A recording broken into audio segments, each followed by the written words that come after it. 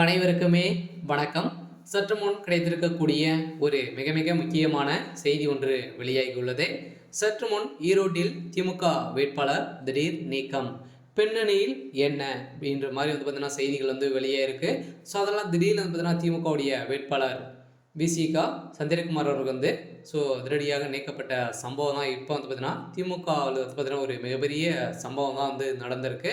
So அதெல்லாம் புதிய வேட்பாளராக திமுகவுடைய அறிவிப்பு வெளியிடுமா அப்படின்றது தான் ஒரு பெரிய கேள்வியாக இருக்குது. இருந்தாலும் சந்திரகுமார் அவர்கள் என்ன செய்தார், திடீர்னு திமுகவுடைய தலைமையகம் எடுத்திருக்கக்கூடிய முடிவால் தான் அதிரடியாக வேட்பாளர் பார்த்தீங்கன்னா நீக்கப்பட்ட சம்பவம் பெரும் அதிர்ச்சியை அளிச்சிருக்கு. இருந்தாலும் தேர்தல் ஆணையம் அதிரடியாக திமுகவுக்கு எச்சரிக்கை எடுத்திருக்கக்கூடிய நிலையில் திமுகவுடைய தலைமைக்குமே பார்த்தீங்கன்னா தேர்தல் ஆணையத்துக்கே பார்த்தீங்கன்னா இப்போ சொல்லியிருக்கக்கூடிய நிலையில் தான் இப்போ திடீர்னு விசி செந்திரகுமார் அவர்கள் பார்த்தீங்கன்னா இப்போ திடீர்னு நீக்கப்பட்ட சம்பவம். இதனுடைய பின்னணியில் யார் இருக்காங்க, எதனால் இவர் பார்த்தீங்கன்னா இவர் வாபஸ் பெற்றிருக்காரு அப்படின்றத தொடர்ந்து வீடியோவில் பார்க்கலாம். அதுக்கு முன்னாடி நம்ம சேனலுக்கு இப்போ தான் நீங்கள் முதல் முறையாக வந்திருக்கீங்க அப்படின்னா மறக்காமல் நம்முடைய சேனலை சப்ஸ்கிரைப் பண்ணி பாருங்கள்.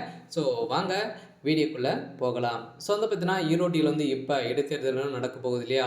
இளங்கோன் அவர்கள் உடல்நிலை குறைவால் இருந்திருந்தார்.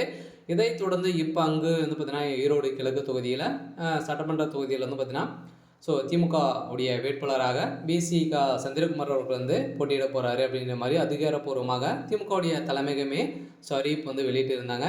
இப்போ திடீர்னு பார்த்தீங்கன்னா திமுகவுடைய விசிகா சந்திரகுமார் அவர்கள் பார்த்தீங்கன்னா இப்போ அதிரடியாக இதில் திடீர்னு திமுகவுடைய வேட்பாளர் நீக்கப்பட்ட சம்பவம் தான் பெரும் அதிர்ச்சியை ஏற்படுத்தியிருக்கு. எதனால் என்ன நடந்திருக்கு, பின்னணியில் என்ன நடக்குது அப்படின்னு பார்த்தீங்கன்னா இப்போ சந்திரகுமார் அவர்கள் இருக்கார் இல்லையா. இப்போ இதில் பார்த்தீங்கன்னா போட்டியிடுறாரு. இதுக்கு தான் அந்த பணங்கள் அனைத்தையும் பார்த்தீங்கன்னா திமுகவுடைய தலைமையகத்துக்கு ஒரு 5000 கோடி நீங்கள் கொடுக்கணும் அப்படின்ற மாதிரி திமுகவுடைய தலைமையகம் ப்ரெஷர் கொடுத்து வந்திருக்கக்கூடிய சூழ்நிலையில் தான் திடீர்னு பார்த்தீங்கன்னா அவர் தேர்தல் ஆணையத்துக்கிட்ட பார்த்தீங்கன்னா அவர் வாபஸ் பெற்றிருக்கக்கூடிய நிலையில் இப்போ திடீர்னு திமுகவுடைய வேட்பாளர் நீக்கப்பட்ட சம்பவம் தான். இப்போ அதிரடியாக திமுகவுடைய தலைமைக்கு பார்த்தீங்கன்னா போட்டியிட முடியாது அப்படின்ற மாதிரி இப்போ பார்த்தீங்கன்னா அதிரடியாக அறிவிப்பு வெளியேறக்கூடிய நிலையில் தான் இப்போ இந்த பின்னணியில் திமுகவுடைய தலைமைக்குமே இருந்திருக்கு. அதனால் ஒவ்வொரு பதவிக்குமே பார்த்தீங்கன்னா திமுகவுடைய தலைமையகத்துக்கு அமௌண்ட் கொடுத்து தான் உங்களுக்கு பார்த்தீங்கன்னா வழங்குவாங்க. அதனால் பார்த்தீங்கன்னா இப்போ அதிரடியாக விசி சந்திரகுமார் அவர்கள் பார்த்தீங்கன்னா அதிரடியாக பெரும் அம்பவ நிலையை தான் போயிருக்கு.